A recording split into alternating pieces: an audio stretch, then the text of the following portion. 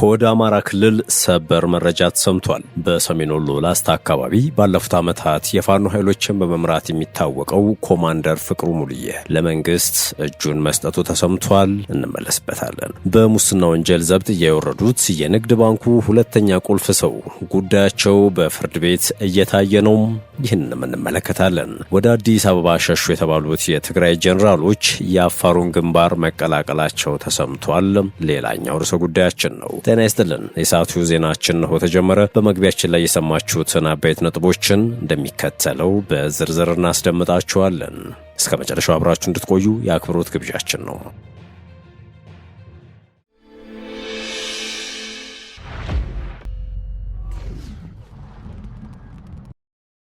ወደ ቀዳሚው ጉዳያችን እናምራችሁ። ከወደ አማራ ክልል ሰበር መረጃ ተሰምቷል።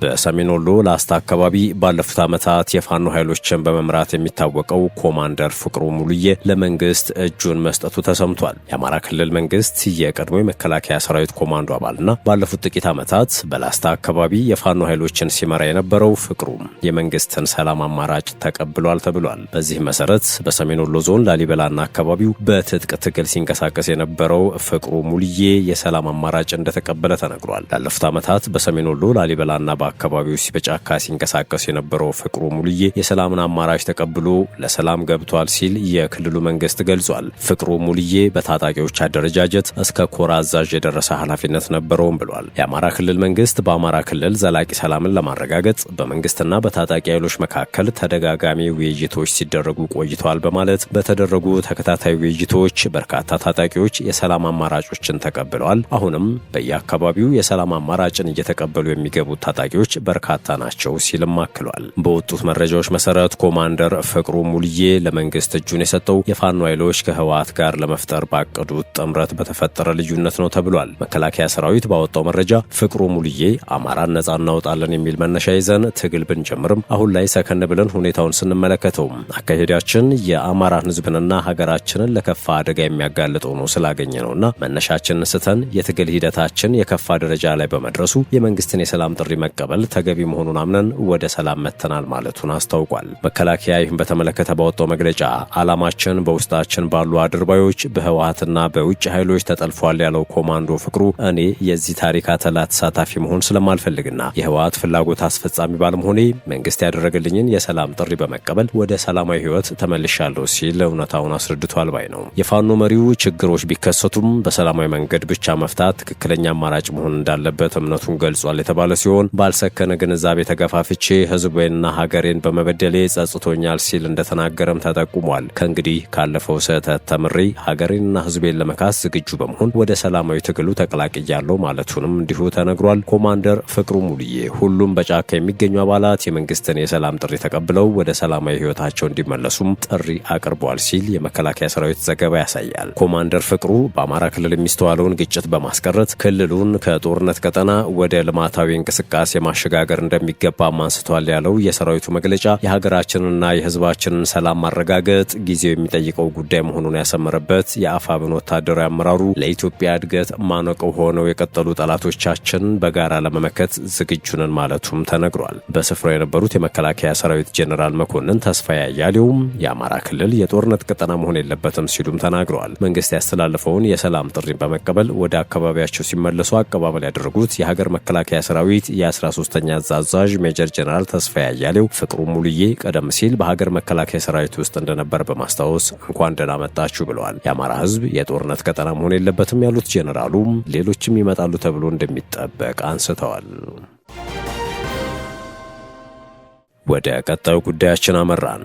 ጄኔራሎቹ የአፋሩን ግንባር መቀላቀላቸው ተሰምቷል። ከትግራይ ኃይሎች ተገንጥለው በአፋር ክልል ሐራ መሬት በሚል ስያሜ የሚንቀሳቀሰው ታጣቂ ቡድን ከትግራይ ወደ አዲስ አበባ ሸሹ በሚል የተነገረላቸው ጄኔራሎች እንደተቀላቀሉት አስታውቋል። ሐራ መሬትን እያስተባበሩ የሚገኙት ብርጋዴር ጄኔራል ወዲ አንጥሩ ወይም ገብረ እግዚአብሔር በየነና ሜጀር ጄኔራል ዘውዱ አኪሮስ ከአዳዲሶቹ የጦር አመራሮች ጋር በአፋር ታይተዋል። ከነዚህ መካከል ብርጋዴር ጄኔራል ግዑሽ ገብረና ብርጋዴር ጄኔራል ከበደ ፍቃዱ ይገኙበታል። የሐራ መሬት መግለጫ እንደሚያሳየው ጄኔራል ግዑሽ ገብረ የትግራይ ሰላም ኃይሎች በሐራ መሬት ተቀላቅዬ ለመታገል ወስኛለሁ ብለዋል። ብርጋዴር ጄኔራል ግዑሽ ገብረና ብርጋዴር ጄኔራል ከበደ ፍቃዱ ሐራ መሬትን ሲቀላቀሉ በታጣቂ ኃይሉ አማካኝነት ደማቅ አቀባበል ተደርጎላቸዋል የተባለው የአፋሩን ታጣቂ ኃይል በመቀላቀሌ ደስተኛ ነኝ ያሉት ብርጋዴር ጄኔራል ግዑሽ በትግራይ ሰላማዊ በሆነ መልኩ ለመታገል ያደረግኩት ጥረት አልተሳካልኝም፣ አሁን ግን ጓዶቼን በሐራ መሬት ተቀላቅዬ ለመታገል ዝግጁ ነኝ ሲሉ ተናግረዋል።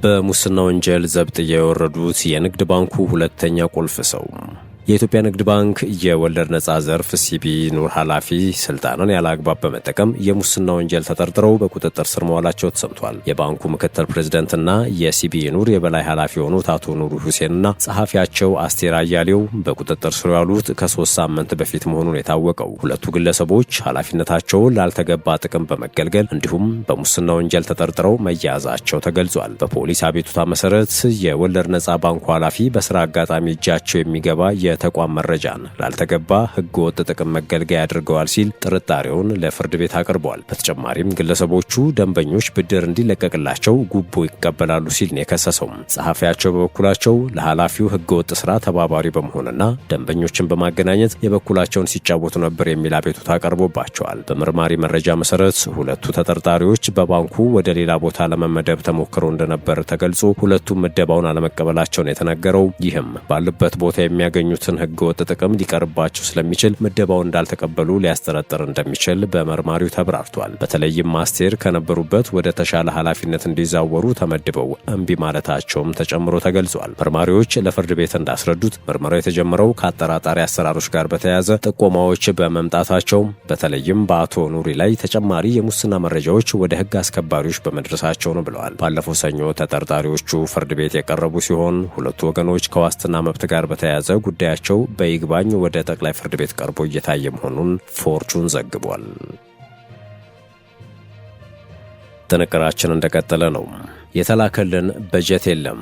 ጄኔራል ታደሰ ወረደ የፌዴራል መንግስት በትግራይ ለሚገኙ የመንግስት ሰራተኞች የደሞዝ በጀት ለቀቀ ተብሎ እየተሰራጨ ያለውን መረጃ የትግራይ ኮሚኒኬሽን ጉዳዮች ቢሮ ውድቅ አድርጓል። ቢሮው መረጃዎቹን መሰረተ ቢስና ህዝቡን ለማሳሳት የታለመ ነው ሲል ገልጿቸዋል። ቢሮው መጋቢት 20 ቀን 2018 ዓ.ም ባወጣው መግለጫ ከክልሉ የፋይናንስና ሀብት ማሰባሰብ ቢሮ ባገኘው መረጃ መሰረት እስካሁን ድረስ ምንም አይነት የገንዘብ ዝውውር እንዳልተደረገ አስታውቋል። መግለጫው እየተሰራጨ ያለው መረጃ ሙሉ በሙሉ ሐሰት ነው ካለ በኋላ ዘገባዎቹ በክልሉ መስተዳድርና በመንግስት ሰራተኞች መካከል አለመተማመንን ለመፍጠር የታለሙ ናቸው ሲልም አስጠንቅቋል። የቢሮ መግለጫ የወጣው ከጥቅምት ወር 2018 ዓ.ም ጀምሮ ተቋርጦ የቆየው የፌዴራል በጀት ድጋፍ እንዲመለስ በሚጠየቅበትና እርግጠኝነት በሌለበት ወቅት ላይ ነው። መግለጫው አክሎም የፌዴራል መንግስት የበጀት ዝውውርን፣ የነዳጅ አቅርቦትንና መሰረታዊ ቁሳቁሶችን ጨምሮ ወሳኝ በሆኑ ሀብቶች ላይ ገደብ ማድረጉን ቀጥሏል ሲል ከሷል። ይህ አይነቱ ጫናም በህዝቡ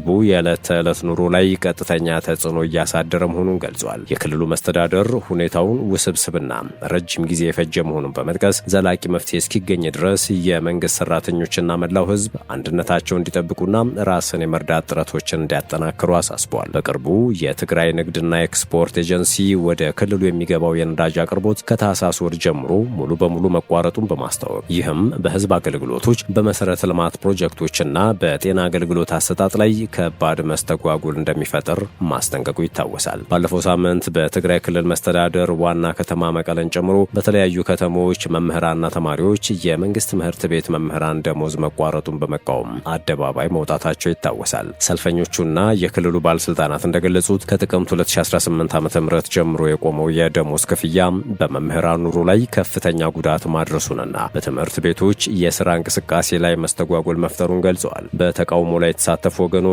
የፌዴራል መንግስት ግዴታውን እየተወጣ አይደለም ሲሉ የከሰሱ ሲሆን ዓለም አቀፉ ማህበረሰብም ቀውሱን ለመፍታት ጫና እንዲያደርግ ጠይቀዋል። ሰልፈኞቹ የደሞዝ መቋረጥ የገንዘብ ችግር ብቻ ሳይሆን መምህራን ያለ ክፍያ መስራት ባለመቻላቸውና በትምህርት ቤቶች ላይ በደረሰው እርግጠኝነት ማጣት ምክንያት በትምህርት የማግኘት መብት ላይ የተደቀነ ስጋት መሆኑን አጽንኦት ሰጥተዋል። በሰልፉ ላይ የተገኙት የትግራይ ጊዜያዊ አስተዳደር ምክትል ፕሬዝዳንት አማኑኤል አሰፋ ለሰልፈኞቹ ሲናገሩ የበጀትና የደሞዝ ክፍያ መታገድ በአጋጣሚ የመጣ ሳይሆን የክልሉን ማህበራዊ መዋቅርን ለማዳከም የታለመ ሆነ ተብሎ የተደረገ ጥረት አካል ነው ብለዋል። በጦርነቱ ወቅት ቀዳሚ ዓላማ ከነበሩት ዘርፎች አንዱ የሆነው የትምህርት ዘርፍ አሁንም ከፍተኛ ጉዳት እየደረሰበት ነው። የመልሶ ማቋቋም ጥረቶችም በዝግታ እየተከናወኑ ነው ሲሉ ገልጸዋል። አማኑኤል አሰፋ እንደተናገሩት በትምህርት መሰረተ ልማቶች መውደም ምክንያት ከ1.2 ሚሊዮን በላይ ህጻናት አሁንም ከትምህርት ገበታቸው ውጪ ናቸው። አክሎም በጀት፣ ነዳጅና የሕክምና ቁሳቁሶችን ጨምሮ መሰረታዊ ሀብቶች ላይ የተጣለው ገደብ ህዝቡን ለማዳከም የተቀየሰ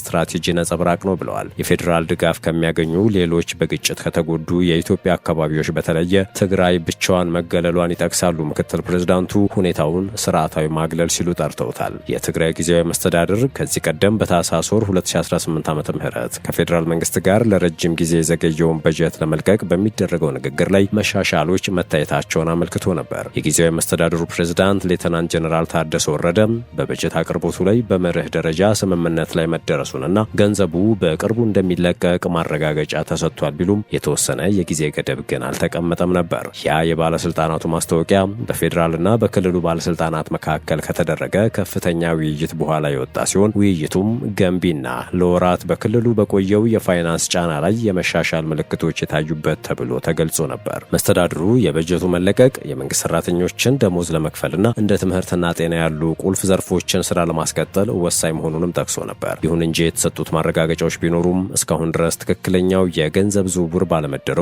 የመንግስት ተቋማት በከፍተኛ የበጀት እጥረት ውስጥ ገብተዋል ተብሏል።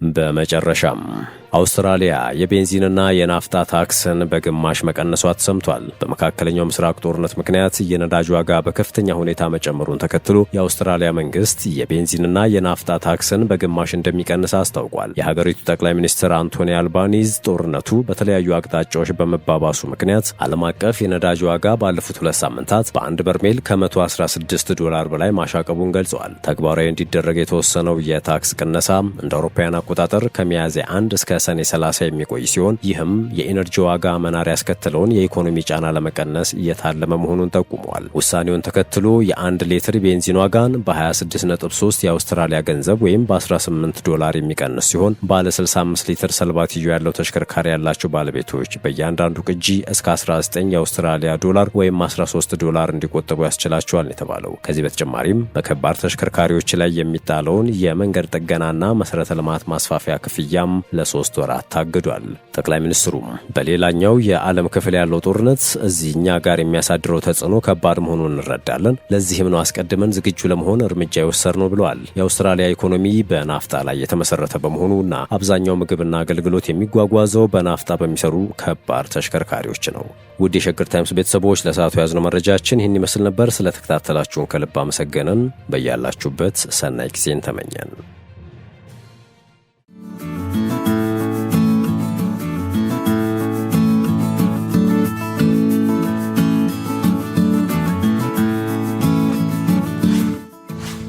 ሸገር ታይምስ ሚዲያን ሰብስክራይብ በማድረግና ደወሉን በመጫን ይከተሉን።